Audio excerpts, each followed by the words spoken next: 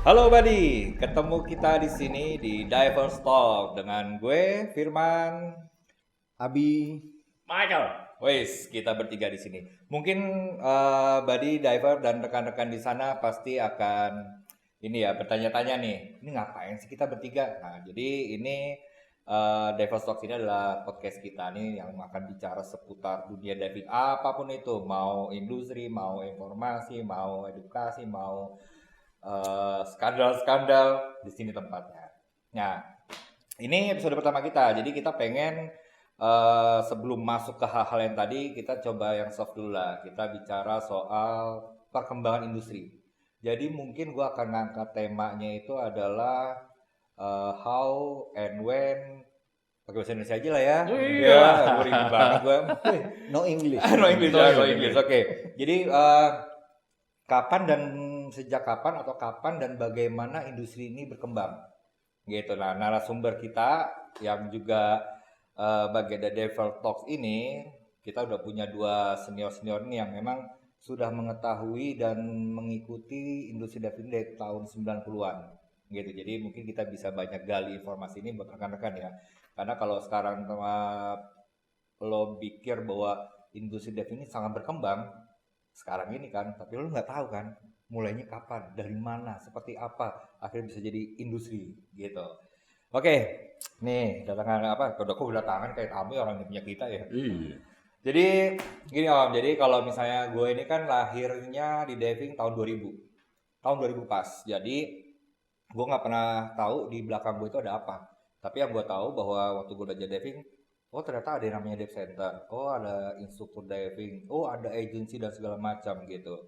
Nah jadi mungkin bebas sih mau Om Mike dulu atau Om Abi dulu cerita. Tahu dulu. Apa nih? Akhirnya tahun 2000 ya. Muka lo nggak cocok gitu untuk lahir tahun 2000 Iya. gitu ya. Telat divingnya telat. 70-an lebih Ya, pas. Ya jadi mereka senior secara usia, tapi kalau muka senioran gue, boros muka gue gitu ya. Ya makasih loh. Jadi itu Om ya. Mungkin teman-teman juga pengen tahu cerita dan gue pribadi juga pengen tahu sih ceritanya bahwa diving industri itu sebenarnya mulai starting disebut industri itu dari di tahun berapa kira-kira dan bagaimana dia berkembangnya. Apakah mulai dulu itu di kelontongan loh di pinggir jalan, nenteng-nenteng gerobak dengan tabung mungkin akhirnya berlanjut seperti apakah kita nggak pernah tahu nih gitu. Jadi mungkin Omek atau Mabi bisa cerita. Gimana? Michael dulu. Michael dulu. Oke, dari yang paling tua apa yang paling muda nih? Paling tua. Oh, paling tua. Gue dulu waktu masih waktu belajar diving masih di baru mau belajar nih, kita taunya dari di kolam renang Cikini. Karena rumah gue depan di Cikini. Jadi depan gitu ada kolam renang Cikini. Nah, di situ.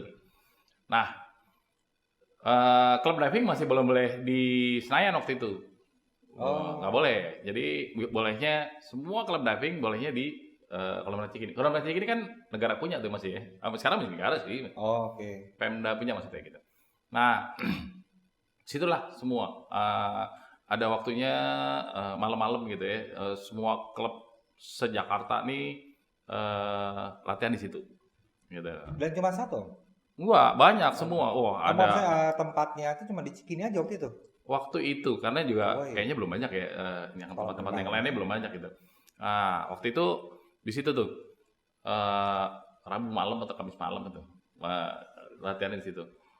Nah, agensi juga belum ada yang masuk di Indonesia. Kalau yang di luar negeri sih udah ada ya, tapi yang di Indonesia belum berkembang. Itu waktu itu masih dikelola atau dinaungi oleh POSI kalau nggak salah gitu. Ya, ada dive center udah ada yang pertama kali itu.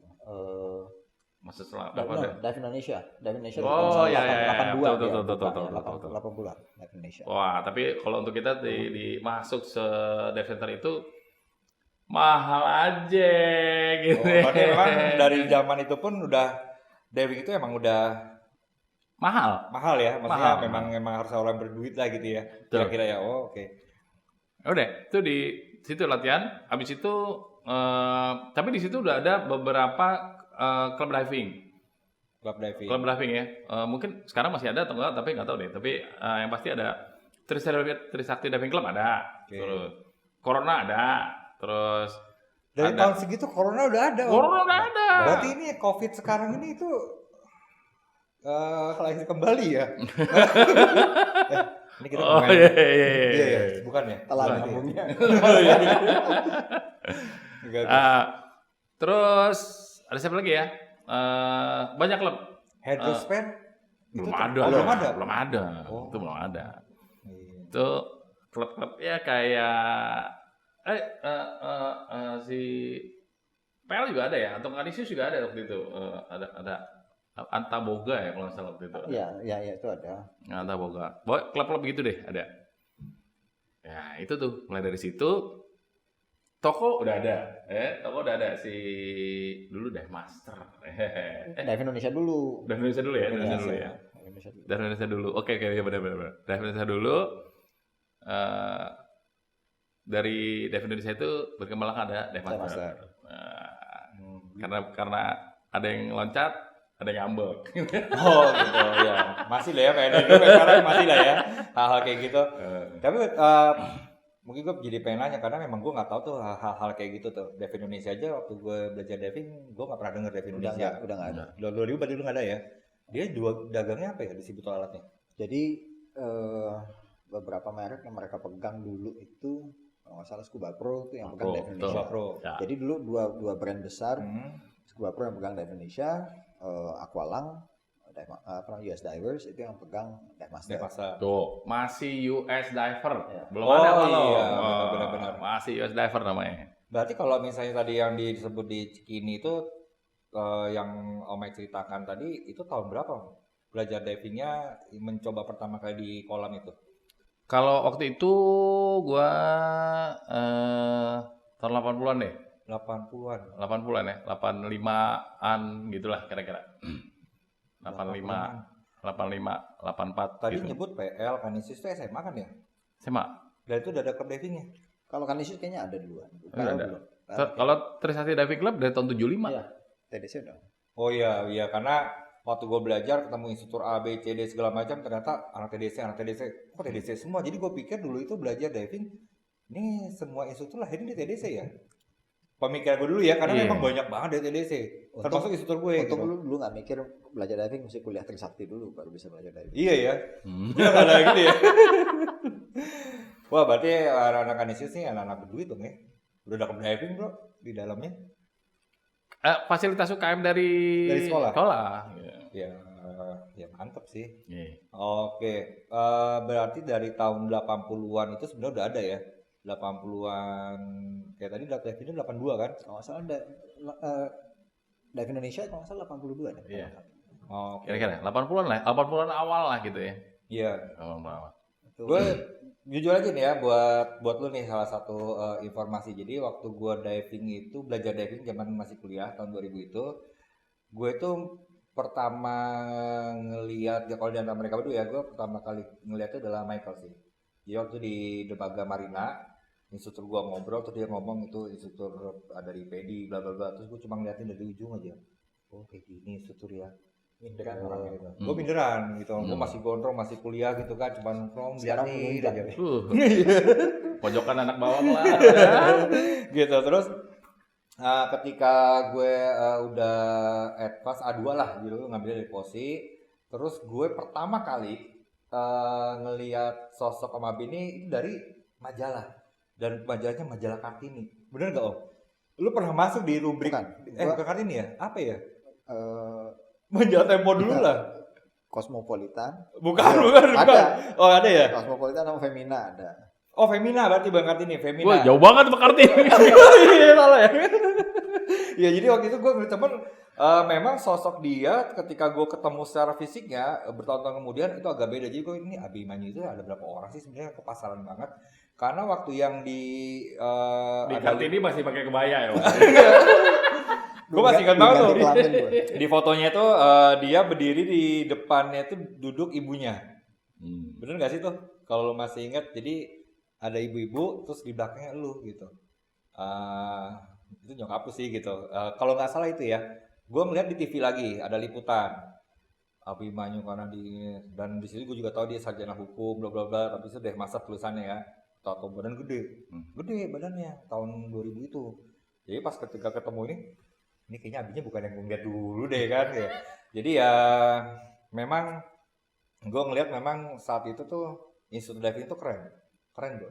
Gue liat, wih kayak begini ya cool ya kan, ganteng. Bahkan waktu gue master aja gue sempet ngeliatin dia nih di Pulau Kotok. Gue tuh bawa tamu satu orang doang private. Perasaan gue nggak enak gue. Kita tukeran. Terus gue ngeliat dia gitu duduk di restorannya di restoran Pulau Kotok ya kan. Dia terus ada instruktur apa atau master ngomong ke dia, balik lagi gue bukannya big bossnya nih kayaknya nih, big bossnya deh. Jadi gue ngelihat dua orang ini salah duanya yang membuat gue jadi kayaknya asik juga nih jadi instruktur, kayaknya keren juga ya gitu. Cuman mungkin tampang gue yang tidak mendukung gitu ya, jadi cuman Tapi kalau gitu berarti dari dulu kita emang udah influencer gitu. Influencer benar-benar. Influencer dong. Gue memang kalau gue boleh jujur, gue memang punya 4 orang lah, tadinya 5, akhirnya gue potong 1 jadi 4. Yang memang gue anggap mereka ini yang jadi cerminan gue bahwa gue pengen jadi instruktur, gue pengen punya dive center, gue pengen dikenal diving, itu 4 orang dan salah 2-nya ada di sini kebetulan gitu. Jadi gue apa ya respect banget lah gitu. Nah sekarang gue mau gali dari Om Abi nih. Itu kan waktu gue itu tahun 2000 nih, dan sering sekali yang menghiasi media itu lu Om. Lu lagi lah di TV dia muncul, di majalah dia lagi yang muncul gitu kan. Nah berarti kan saat itu tuh lu salah satu orang yang memang dijadikan narasumber tentang diving. Nah kalau lu sendiri ngerasa industri ini benar-benar berjalan dan ini oke, gue bikin bisnis di diving deh, itu tahun berapa mulai pemikiran oke gue bisnis diving? Karena nama Babes dan Lodi ini tuh memang nama yang sudah gue tahu dari gue mau belajar diving gitu. Cuman karena masih kuliah ya, pedi itu mahal, ada posi, terus harganya murah, ya itu gue ambil gitu kan. Jadi tapi kan waktu itu benar-benar 2 dive center ini salah 2 dari mungkin sekitar 5 doang yang memang udah itu aja jargonnya tuh, dan orang taunya kalau nggak posi pedi, posi nasional, internasional, pedi, itu yang gue tahu dulu ya gitu. Emang pilihannya cuma itu doang sih. Oh gitu ya. Nggak ada lagi pilihannya. Iya. Ada lagi gue ketemu, tapi ada satu instruktur pedi yang waktu itu gue memutuskan gue ngambil posi aja deh. Ini tengil banget orangnya. Nah namanya Chris. Gue boleh nyebut nama nggak sih? Jangan. Oh jangan ya. Oke. Tapi tadi udah kesebut ya. Tapi nggak apa-apa lah ya. Tapi nanti ditit. Oh ditit ya. Oke ya. Itu kok kayak. Berarti boleh nyebut nama dong. Ditit aja. Nah, gini akhirnya gue ngambil, kebetulan sosok satunya lagi itu Surya Raja ya, gue sebut sama aja instruktur gue kok. Dia kok ngasih gampang banget, maksudnya gampang ini dalam artian kamu boleh bayar nyicil, bla bla bla bla segala macam. Ya beruntung lah gitu, dididiknya bagus, karena setelah itu gue baru tahu bahwa banyak instruktur yang ngajarnya ya begitu doang, kayak gitu. Nah balik lagi Om, sorry. Tahun berapa lu memutuskan untuk gue akan bisnis diving? Nah sebenarnya kalau mau ditarik gitu ya, gue sama Michael tuh bikin waktu itu dive center tanda kutip lah, zaman kita masih kuliah Michael. Betul. Zaman kita masih kuliah, kita bikin namanya Seastar waktu itu, Seastar Dive Center. Seastar. Tahun berapa tuh Mike? Tahun 91-an deh, 91-an. Jadi 91-92 lah kira-kira. Gua mulai diving dikenalin sama abang gua. Gitu. Nyelam di Pulau Seribu itu karena kita udah punya alat lah gitu. Gue juga diving, modal alat sendiri. Tapi waktu itu gue sih nggak terlalu happy. Itu 86 gue inget banget. Terus pas lulus SMA, diving lagi nih mulai di kolam segala macam. Nah mulai ketemu Michael. Ada TDC kan. Terus ada teman gue yang kuliah di Trisakti, diving juga, udah gabung gitu. Udah kita sering latihan waktu itu kolam Ibu 4. Ingat? Iya betul. Kita latihan bareng-bareng segala macam. Terus ada temen kelas gue di SMA, PL, 2 orang TDC juga. Terus kita ngobrol, udah bikin deh, gitu. Kita mau bikin nih dive center nih, gitu. Berempat waktu itu kita. Berempat, gue tuh waktu itu karena udah diving, gue sering pergi ke Ujung Kulon,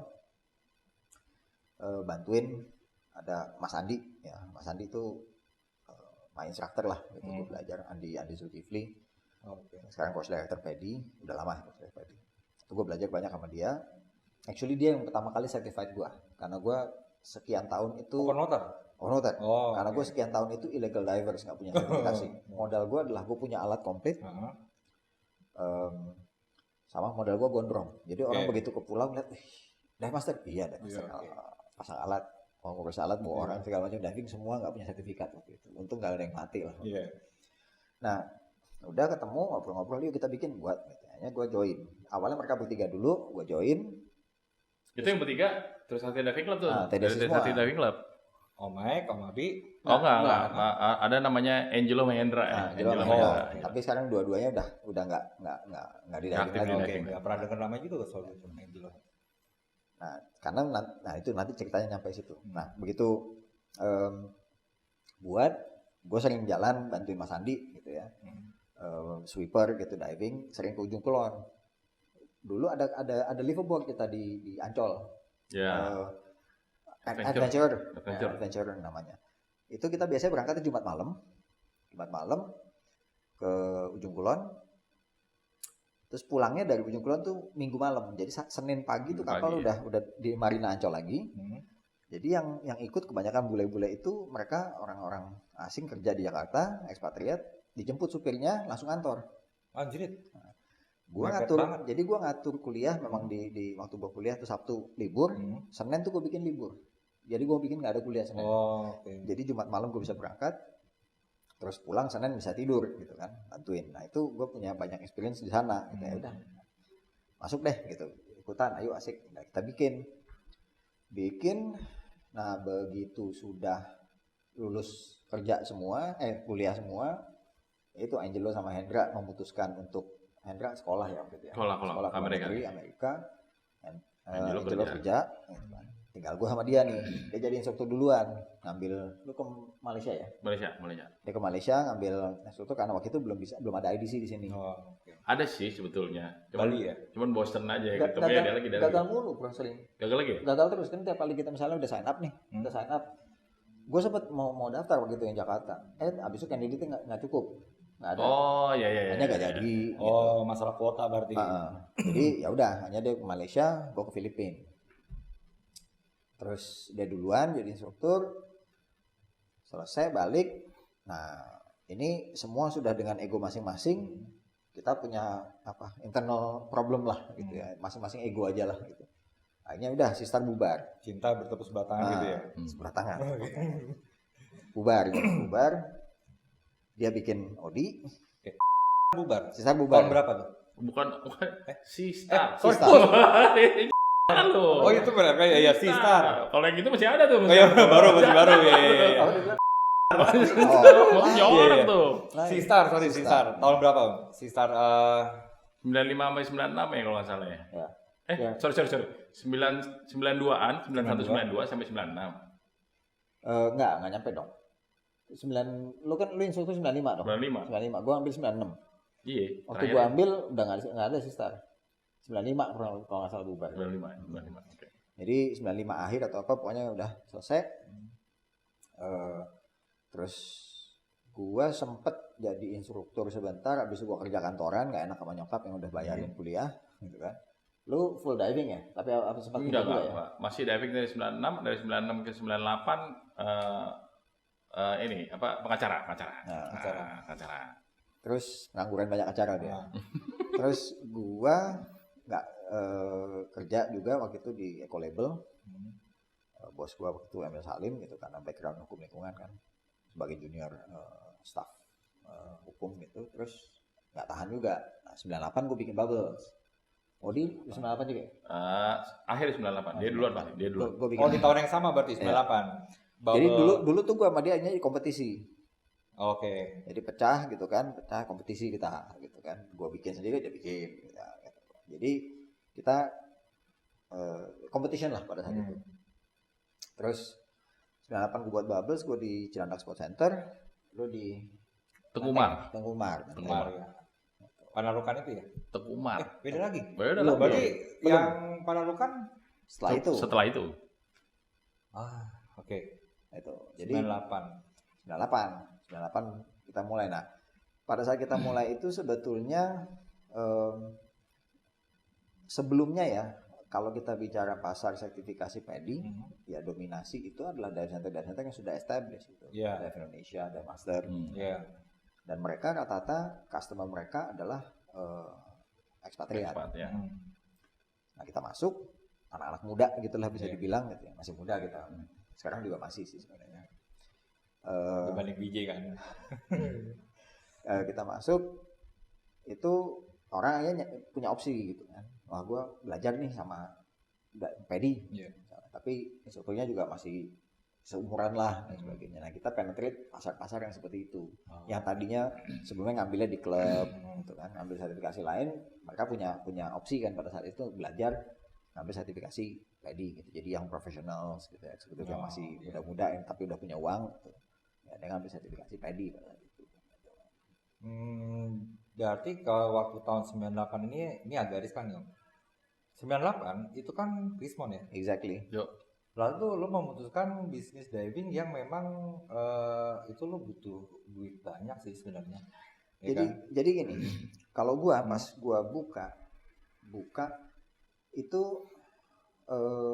masih kondisinya ya apa ya, gua udah keburu resign dari kantor gitu ya. Ya udah nggak ada pilihan gitu, mesti jalan. Sebelumnya memang sudah ngumpulin alat, karena kan jalan sendiri kan, gue jadi instruktur 96.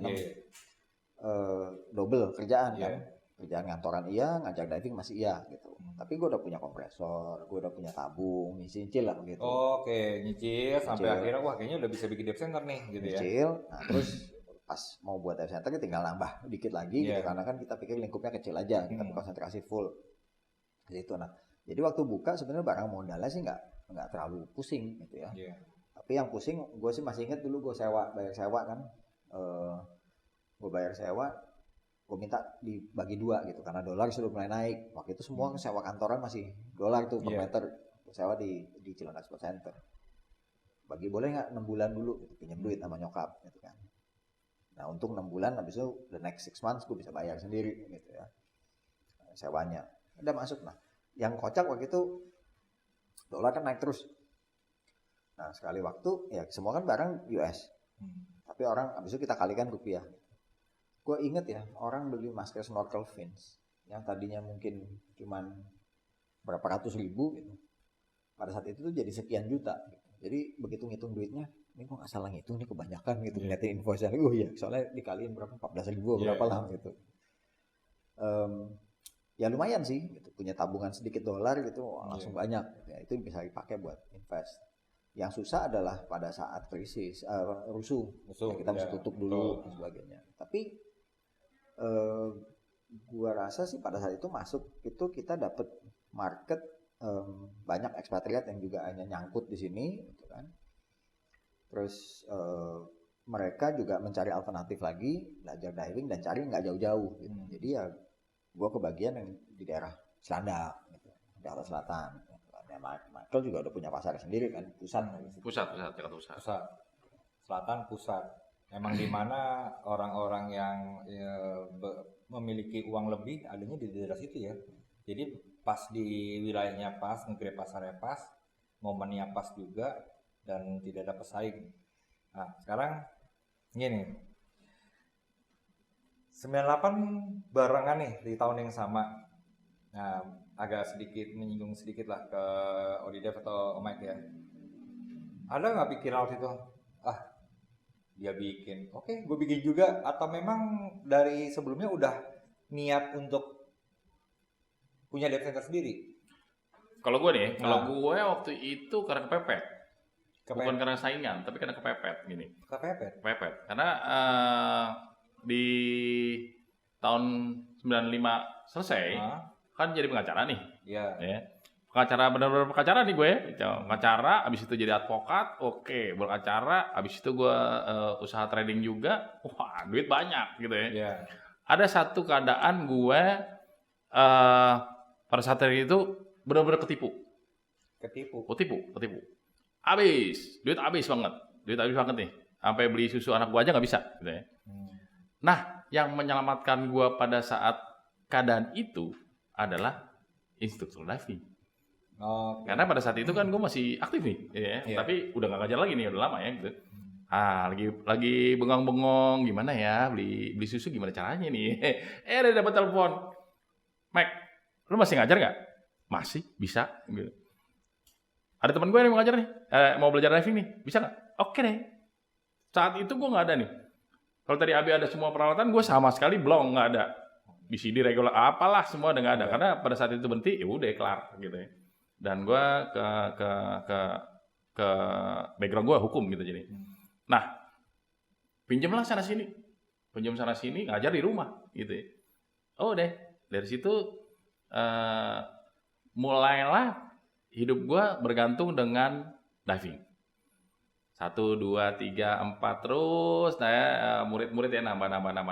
Itu masih pinjam sana sini, pakai kolam sana sini, nggak ada, semuanya nggak punya deh, semuanya nggak punya. Iya. Tapi makin lama makin berkembang. Nah, dari situ dapatlah gua bukan dapat ya, tapi dipinjemin satu apa namanya? Investor. Investor. Bukan. Dipinjemin satu pavilion. Dipinjemin satu pavilion di Teguh Umar. Bukan berarti bagus tuh ya. Waduh, itu gua pavilion dikasih nih, lu pakai aja. Wah, itu masih becek berantakan. Berantakan lah semuanya. Jadi hari-hari gue masih mecahin batu untuk supaya nggak becek nih. Gue kerjain sendiri, nggak ada lagi. Gue nggak ada orang lagi, nggak ada siapa-siapa yang bisa bantu gitu ya. Udah terus sampai pelan-pelan jadilah satu dive center gitu di Teguh Umar. Oke. Berarti kalau secara overall ini, kalau pertanyaannya adalah kapan sih industri diving itu muncul ya? Berarti sebenarnya tahun 80-an ya, udah ada. 80-an udah ada, cuman mungkin sangat segmented sekali. Lalu tahun 90-an itu mulai muncul bibit-bibit pengusaha diving atau instruktur, ya kayak kalian berdua, dan seterusnya begini ya. Nah, kan eranya beda nih, Om. Kalau menurut gue nih, pemikiran lu tahun 90-an itu bikin dive center karena hal ini yang membuat lo yakin bahwa bisnis diving itu bisa jalan. Nah, sekarang gue coba teman-teman juga nih, termasuk gue pribadi, gue memiliki keyakinan bahwa tiap dekade itu berbeda, gitu. 80-an, 90-an, 2000, 2010, udah ke sini aja 2010 ya. 2020 baru sedikit lah. Nah, gue tanyanya biar fair dua-dua ya, 80, 90, 2000, 2010. 80-an Om Abi. 80-an ini orang kenapa berani investasi diving? Market apa atau potensi apa yang dilihat? Karena punya laut indahnya, atau karena ada orang punya duitnya, atau karena bulenya? Tahun 80-an. Oke, sebenarnya gini, kalau dibilang yang jelas sih potensi Indonesianya ya. Potensi Indonesianya itu satu. Ini Indonesia dari dulu memang sudah dikenal punya potensi terumbu karang bagus, gitu ya, yang bisa diselami gitu kan. Lautnya banyak, gampang, akses ke lautnya gampang. Nah, yang kedua, kalau Jakarta, ini kita masih bicara Jakarta ya, kita belum bicara Indonesia gitu. Jakarta itu kan sebagai ya pusat pemerintahan, bisnis juga, untuk berusaha pada saat itu bikin diving center itu tidak punya, waktu itu bisa bilang nggak ada kompetisinya kecil sekali gitu ya. Memang pasarnya juga tidak terlalu besar, tapi kalau cuma 1 atau 2 dive center gede dong jadinya gitu. Berapa banyak ekspatriat gitu, yang mencari aktivitas lain gitu. Nah, Jakarta ini kan punya Pulau Seribu. Nah, orang Jakarta sendiri mencari banyak aktivitas ya, yang outdoor yang segala macam, apalagi pada saat itu Pulau Seribu juga masih bagus gitu ya. Jadi secara bisnis keputusannya bagus ya, tepat lah gitu. Plus Jakarta sebagai kota bisnis utama juga, kalau dia pegang brand equipment di daerah-daerah punya destinasi-destinasi, ada diving resort, diving center di daerah gitu kan. Mereka juga butuh ngambil alat, ngambilnya dari mana? Jakarta. Jadi makanya distributorship-nya juga dipegang oleh mereka gitu ya. Yang dua dive center besar ini tadinya. Sorry, nah. Jadi gue lihat sih itu orang bisnis yang melihat ini sebagai satu opportunity, satu kesempatan gitu, karena memang pasarnya ada, saingannya nggak banyak.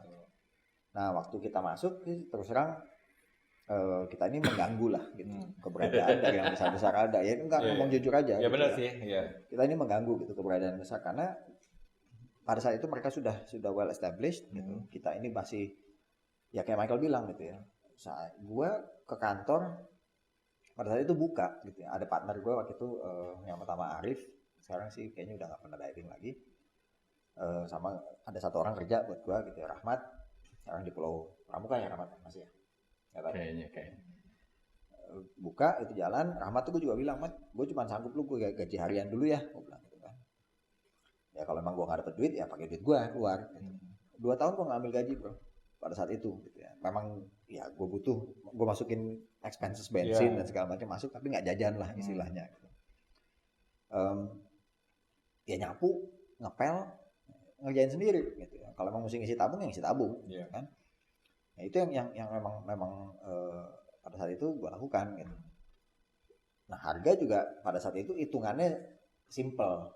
Nah, oke, harga gue sekian gitu. Tapi giliran orang datang, ya kita tahu lah orang Indonesia kalau ke bagian Indonesia pasti nawar gitu kan. Masih adalah sedikit bargainnya pada saat itu gitu. Yang penting gue sekian orang target masuk sini dan masuk sini masih bisa hidup aman lah, nutup overhead gitu.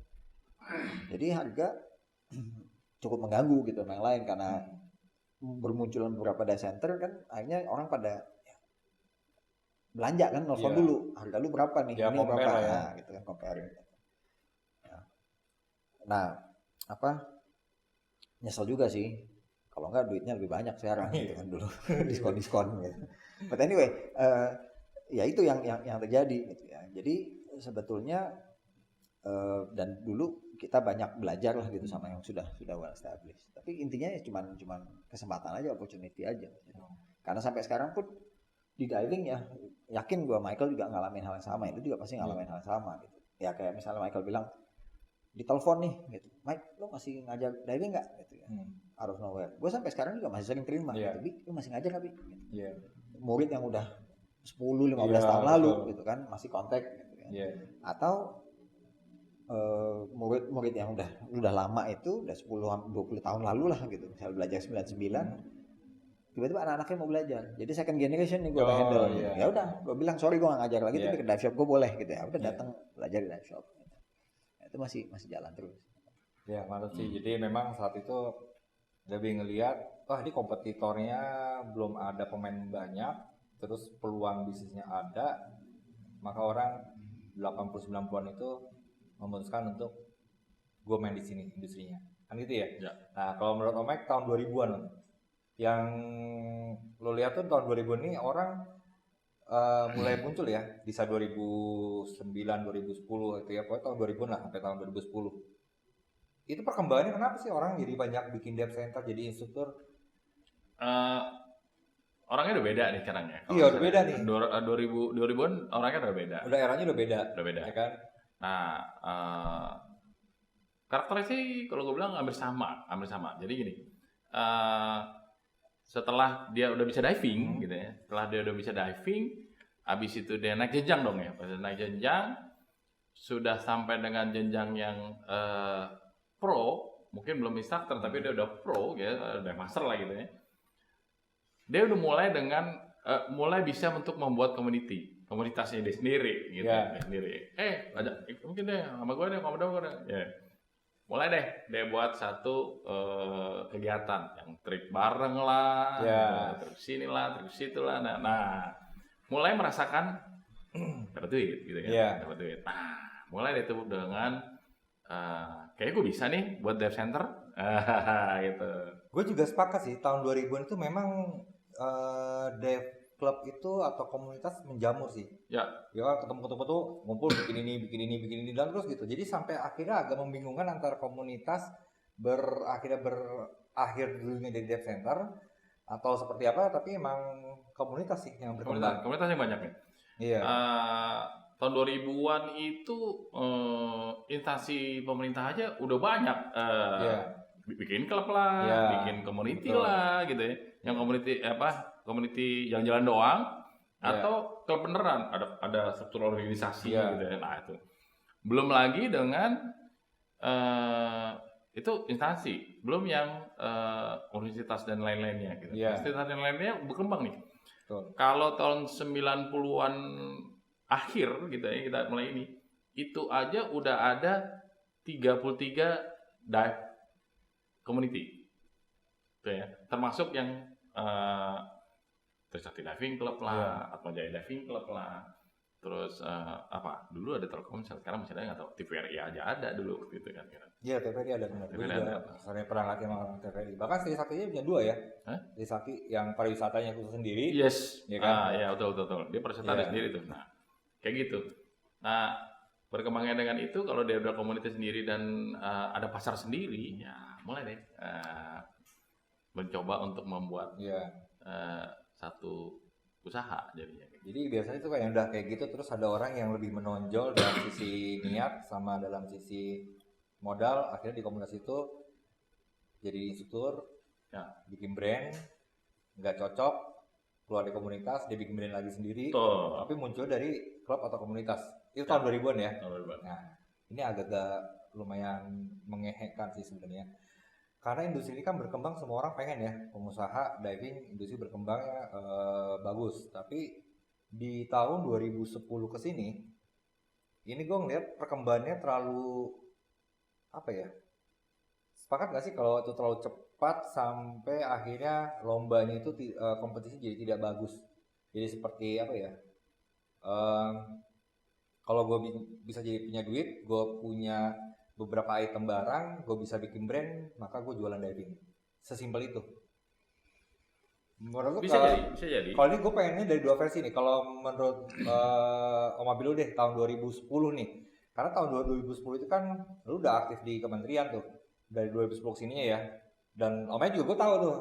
Karena di tahun 2008 Kementerian Pariwisata juga bikin klub. Dan gue juga mengurusin klub itu. Tapi gue tahu di dalam tuh ada si Anu ya kan, ada Om Abi, ada Om Mai dengan beda-beda inilah ya. Om Mai tuh gue kenalnya dari Kemenpar itu, pokoknya kalau untuk urusan dokumentasi, foto lah, Om Mai lah yang muncul namanya di Kemenpar. Ya. Tapi gue cuma bisa ngeliat, oh iya ada nama ini gitu. 2010 itu perkembangannya cenderung karena apa? Berkembangnya karena apa? Nah, Ikut-ikutan doang atau? mungkin gini, gue mau coba tarik dulu di 90-an ya. Iya. Gue kalau misalnya ngobrol gitu sama misalnya sama Pak Vimal ya, Selam. Bagaimanapun gue masih menganggap dia itu, gue belajar banyak lah sama dia gitu ya, banyak ngobrol gitu hubungan sama bisnis diving. Ya dia kayak mentor lah sebetulnya, colong-colong ilmu sedikit gitu. Kalau gue ngobrol sama dia gitu kan lihat, gue malah merasa di 90-an ya, di 90-an sama di masih di bawah 2010 gitu, itu justru kayaknya peminat diving ya, cukup banyak lah gitu. Karena kita cukup sibuk. Waktu di awal gue ngajar semua sendiri, melakukan semua sendiri, masih ingat ya, pokoknya tuh kurang lebih 2 tahun pertama nggak ada tuh libur. Every weekend, tiap weekend ke pulau. Giliran ada libur panjang sedikit, libur Natal, Lebaran atau apa, pasti trip jauh. Dan itu full.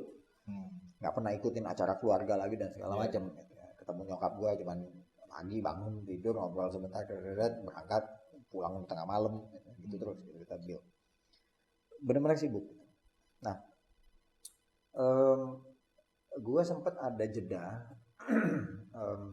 Jedanya gini, 2010 ke 2011 waktu itu ditawarin sama Pedi. Jadi Pedi regional manager untuk Indonesia sama East Timor gitu. Tawaran yang sangat menarik gitu, karena 2000 pertimbangan sih, 2008 tuh pindah Bubbles dari Citos pindah ke yang di Burumukni gitu. Nah, tato 2010 tawarin gitu. Ini gimana nih? Kita perlu regional manager dan seterusnya. Terus akhirnya ya udah deh.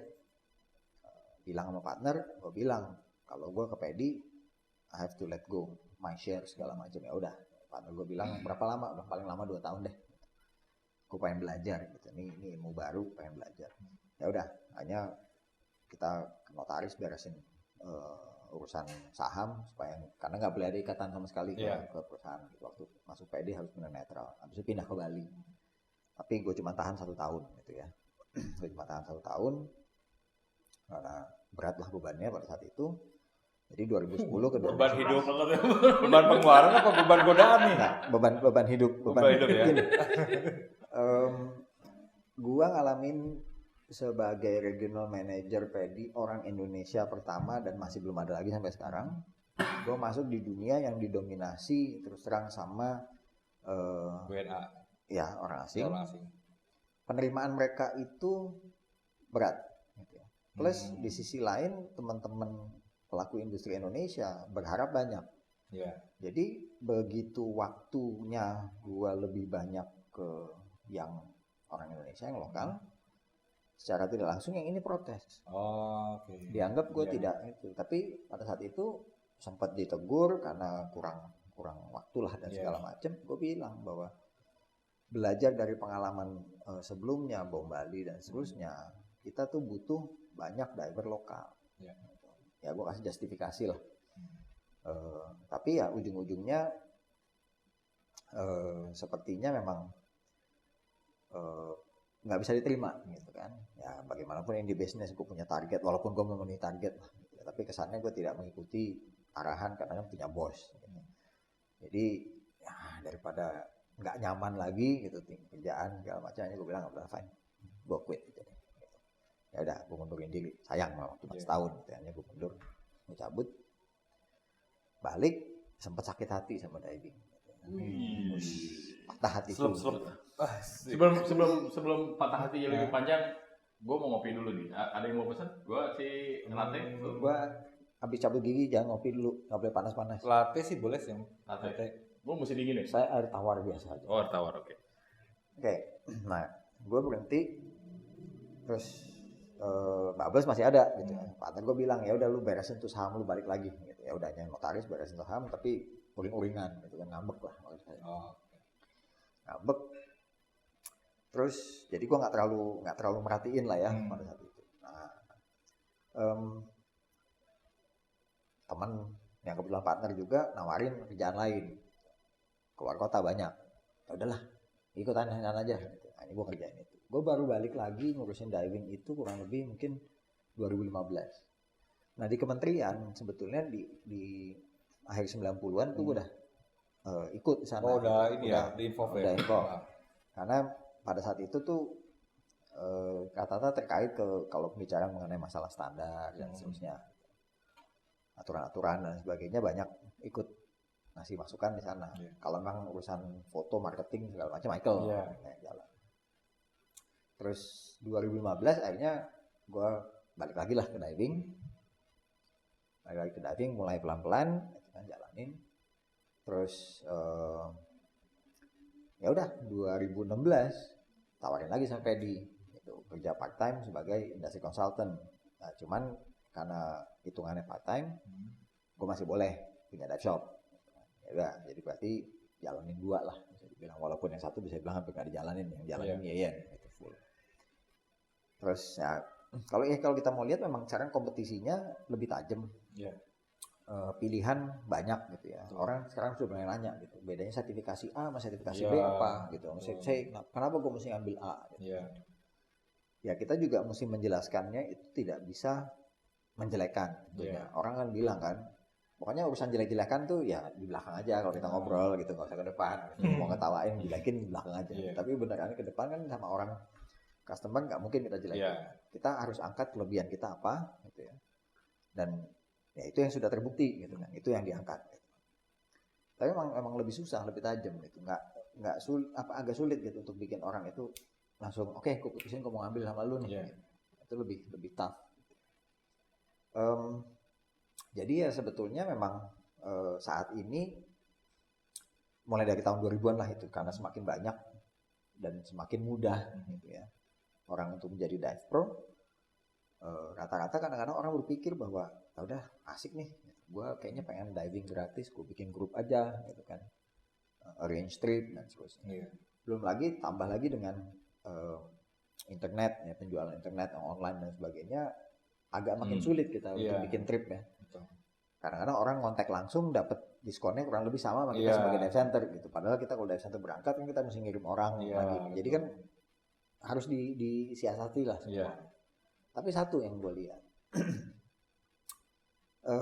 sustainable continuity ya, sustainable gitu. Bisa dilihat, bisa dihitung gitu ya. Berapa banyak sih dive center yang benar-benar sustainable. Jadi harusnya orang juga kalau mau belajar gitu dia mesti lihat dulu. Ini perusahaannya dive center udah berapa lama sih? Konsisten nggak dia jalannya? Nah, sepakat. Berkembang nggak? Kalau misalnya udah 10 tahun kondisi masih begitu-begitu aja gitu, nggak ada perkembangan, kita mesti bertanya gitu. Ada yang diinvestasikan balik lagi nggak sih? Gitu kan? Ya, ke dalam, karena kan untuk apa ya? Safety adalah satu hal utama. Yang kedua kita bicara kenyamanan gitu kan. Habis itu kita bicara fun dan seterusnya. Nah, kalau kita diving itu marginnya kecil. Karena kita harus investasiin balik lagi sih. Ya coba gini deh, lihat aja Michael gitu. Gue sih punya duit, gue gak mau begini. Gue punya duit, gue masukin aja ke bank. Nah, gue angkat kaki aja deh gitu. Kalau nggak main saham. Tinggal terima bunga aja gitu ya. Ngapain gue buang-buang duit segini gitu kan. Jadi menurut gue hal-hal seperti ini tuh orang tuh kalau mau belajar diving tuh mereka harus lihat bahwa usaha yang sustainable, usaha yang jelas gitu, berapa banyak uang dikembalikan lagi ke perusahaan dan seterusnya gitu ya, untuk memastikan bahwa ini jalan terus nih. Itu satu poin yang mesti diperhatikan, karena banyak yang kagetan muncul itu ujung-ujungnya memang hanya ngerusak aja harga.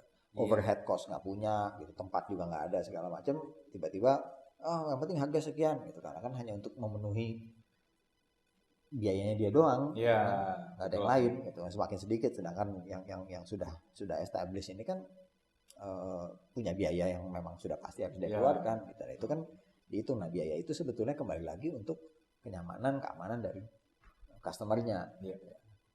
Sepakat sih. Berarti emang kalau menurut gue sih memang kalau 2010 ini kesininya nggak tahu ya, kayak apa sih, orang kayak latah ya. Apa 2010 kesini ya, itu kayak latah gitu.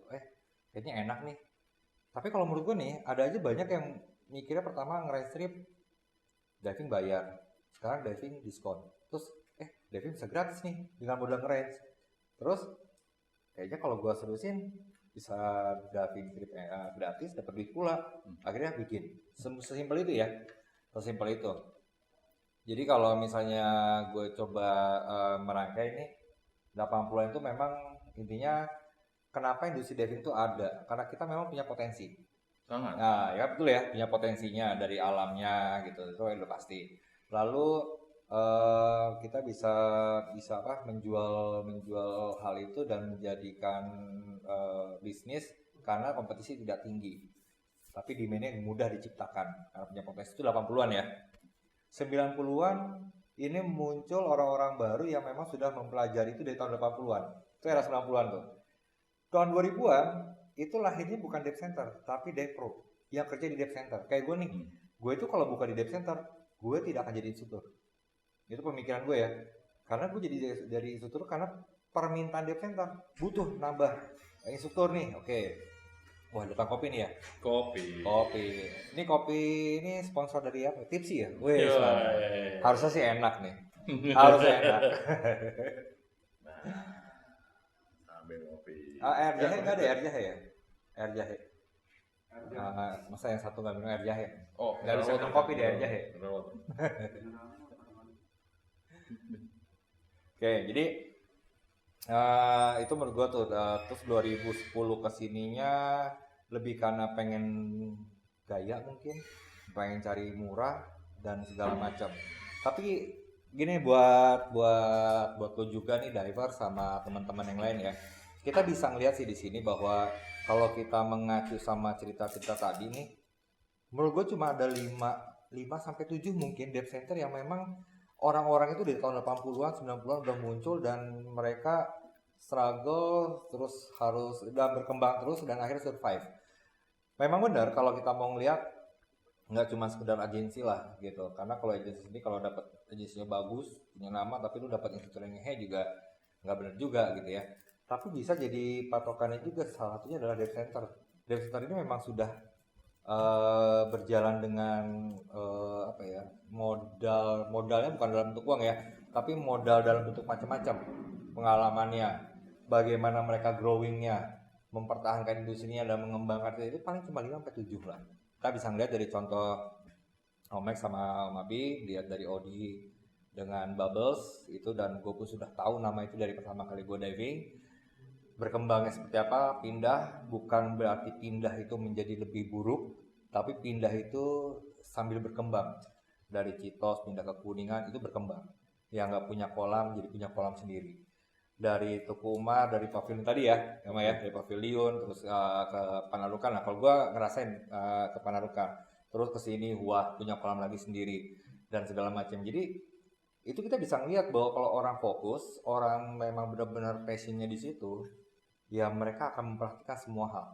Dari mulai equipmentnya mereka pikirin, nggak cuma sekedar punya alat rental tapi mereka jualan juga untuk memenuhi kebutuhan marketnya, muridnya dan segala macam, mempersiapkan trip, program-programnya dan bla bla blanya deh. Jadi mungkin apa nih?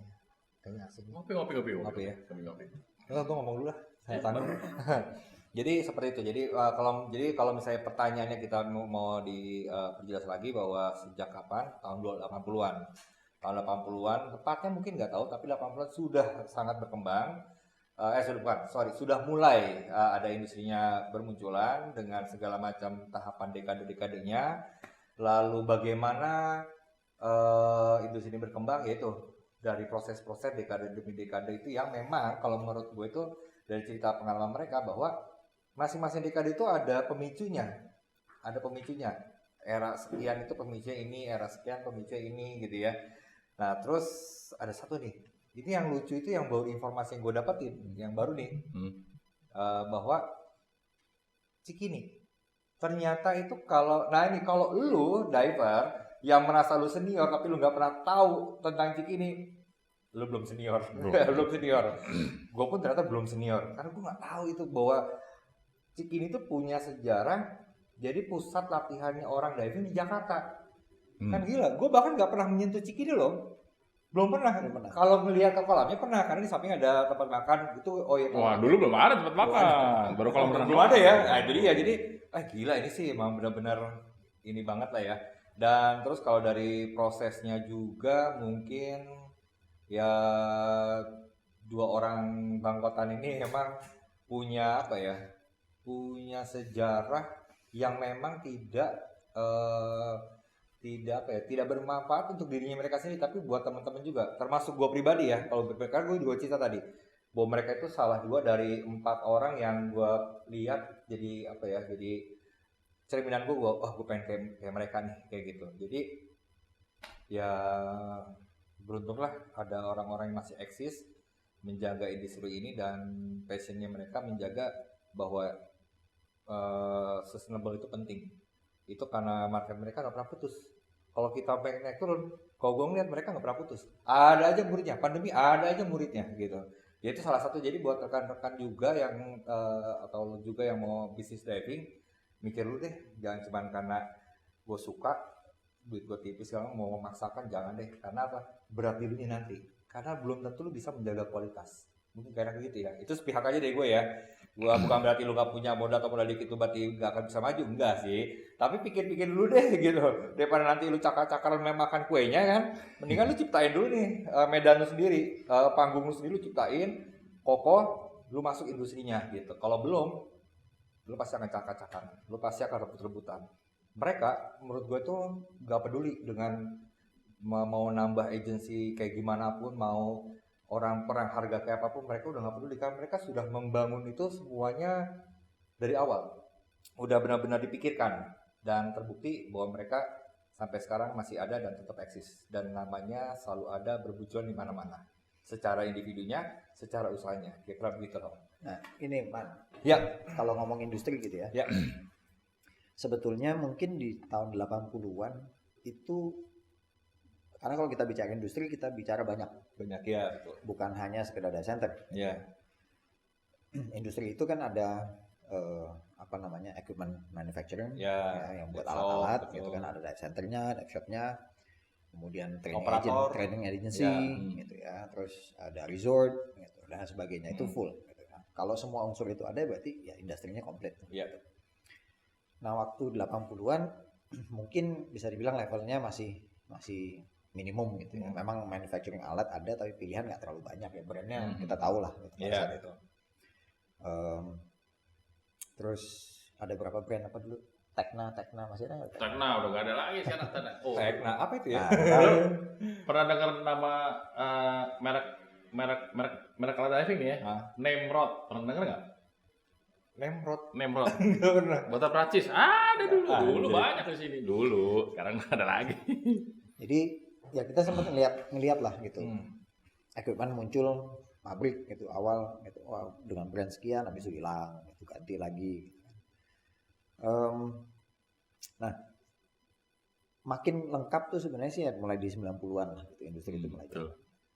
Nah, cuman mesti diingat satu apa, kalau kita mau memastikan bahwa industri ini berjalan, setiap orang yang membuka usaha atau apapun misalnya itu agensi, mereka harus ingat bahwa kue ini harus diperbesar. Ya. Bukan berarti bahwa karena gini, Ya. kuenya yang ada, ya jumlahnya segini. Dengan bermunculannya apa namanya, usaha baru, data center baru atau misalnya agensi baru, harusnya dibarengi dengan usaha untuk memperbesar kue, bukan ngambilin yang betul udah sih. ada. Benar. Ya. Cara yang paling gampang memang lu bikin, karena target lu di awal adalah gue mau ngambil kue yang ini. Iya. Yang paling gampang apa urusannya? Harga. Ya. Tapi begitu harga itu kita cut, ada sesuatu yang kita potong juga. Betul. Bohong kalau dibilang enggak, Betul, sepakat. gue memberikan pelayanan tetap seperti ini, tapi harga gue lebih murah. Ya, lu hitung aja deh. Iya, sepakat Gitu gue. ya. Ini real. Gitu. Iya. Mungkin 1 kali 2 kali masih oke, tapi lama-lama mikir, anjir gue gak punya duit apa nih, udah bikin sekian macam, orang pasti akan menurun gitu. Nah, itu yang kadang-kadang juga membuat usaha itu tidak sustainable gitu ya. Iya, kualitas juga pasti menurun ya, karena gue cuma dapat duit segini, ngapain gue harus ekstra kerja kan gitu. Betul. Ya. Nah, betul. jadi begitu masuk mau bermain di industri ini, jangan hanya berpikir bahwa hanya mau ngambil kue yang ada, tapi bagaimana kita memperbesar gitu, ngambil bagian untuk memperbesar kuenya, bukan hanya sekedar ngambil yang sudah ada. Nah, ini yang harusnya ada di tiap orang, eksekutifnya lah gitu ya, kalau mau buka satu usaha gitu, untuk seperti itu gitu. Jadi contoh lah gitu ya, agensi gitu. Gue bicara dari Pendi gitu misalnya, fakta menyatakan bahwa market terbesar kita pegang, ya, seluruh dunia kita bicara, suka nggak suka gitu ya, angkanya ada lah gitu. Nah, muncul kompetitor, kompetitor yang muncul sayangnya itu tidak berpikir bagaimana memperbesar, yang ada gimana caranya gue bisa ngambil market lu. Ya. Begitu juga gitu, mau bikin data center di Jakarta, oke, nggak ada masalah, tapi berpikir dong, lu segmen mana yang lu mau ambil, gimana caranya gue ngambil, oke gue mau perbesar nih kuenya nih. Mungkin nggak bisa nggak ke situ, yang paling mudah adalah ngambil, ngerampok yang sudah ada, bukan ngerampok lah, mengambil pasar yang sudah ada, membuat semua masing-masing tuh ya kuenya jadi lebih kecil gitu kan. Nah, kalau kayak gini terus, industri ini nggak bisa berkembang, nggak bisa berkembang gitu. Karena ingat ya, diving kan kita berkompetisi sama aktivitas lain juga. Betul, sepakat sih. Ya, kita juga bisa ngeliat bahwa banyak banget data center, tapi ya seakan-akan yang kalau gue ngeliat mereka itu jadi lebih bermain di level surviving. Jadi ya selama gue bisa bertahan, yang penting sebulan ini gue masih bisa makan, ya udah segitu. Jadi ya terjadinya sangat susah berkembang. Mungkin juga dengan program-program ya yang memang harus dipikirkan oleh sebuah data center, berpikir terus ngikutin perkembangan zaman, perkembangan teknologi, informasi dan segala macam, kompetisi yang begitu berkembang sangat cepat. Kalau kita cuma duduk manis diam ya ketinggalan makin jauh. Ada satu lagi yang mesti dikuatin di dev center ya, manajemen. Nah, penting banget sih manajemen. Ya, kayak manajemen perusahaan lah gitu ya, manajemen. Betul. Manajemen. Manajemen yang warung, manajemen yang bener ya, jangan Ya. manajemen warung maksudnya gitu. Ya, kalau ini sekarang ini kan ya itu karena keterbatasan tadi terus memaksakan diri untuk nyemplung, akhirnya kan oke ya gue yang harus mikirin ininya, gue yang harus mikirin itunya, gue juga yang harus ngajar, gue juga yang harus bayar segala macam. Akhirnya ya susah berkembang gitu kan. Betul. Ya karena lu memanage ya seorang itu aja. Begitu dia capek, dia sakit, dia sedang loyo atau apapun, selesai semuanya. Karena lu nggak punya manajemen kan gitu Betul. ya. Wah, gila. Badi. Ini emang sih kalau udah ngobrol sama mereka ini udah ngomongin diving susah sih, nggak susah untuk direm. Banyak tapi tenang aja. Ini bukan pertama kali dan satu-satunya, tapi ini akan terus panjang. Kita akan ngobrol tentang diving apapun itu. Pasti. Kita Harus. punya segmen banyak ya di Diver Talk with Fam ini. Kita masih punya segmen yang tentang edukasi, kita punya segmen yang promosi-promosi dari dive center untuk kalian lebih kenal dive center ada apa aja sih segala macam. Lalu ada yang terupdate Terkini. terkini, Ya, terkini. bisa dalam bentuk wawasan, informasi, edukasi dan segala, ataupun bahkan gosip-gosip di diving. Nah, jadi pantengin aja terus. Ini akan berlanjut terus dan mudah-mudahan teman-teman semua, termasuk lu juga, itu bisa bisa dapat banyak hal lah tentang diving yang diving itu nggak gitu amat. Jadi lu butuh wawasan juga inilah itu butuh diketahui lah ya. Mungkin ada ini Om Abi, Om Mike yang mau disampaikan juga. Mungkin ini kali. Bila ada orang di luar sana atau yang kali ini lagi denger, lagi pengen berpikir pengen jadi businessman di diving, satu kalimat pesan lu buat mereka apa? Jangan. Satu kalimat, dia ngasih satu kata, men. Ya udah itu ya, Om Abi ya. Om Abi Om. Hati-hati ada kita ya. Jadi itu ya, ada dua pesan dari dua senior kita ini, dua diver enthusiast kita ini. Ya, tolong sebelum lu memulai mendaftarkan atau bikin brand atau bikin PT apapun itu, ingat dua pesan tadi ya. Sampai jumpa lagi semuanya di segmen berikutnya di Diver Talk with Firman, Michael. Abi.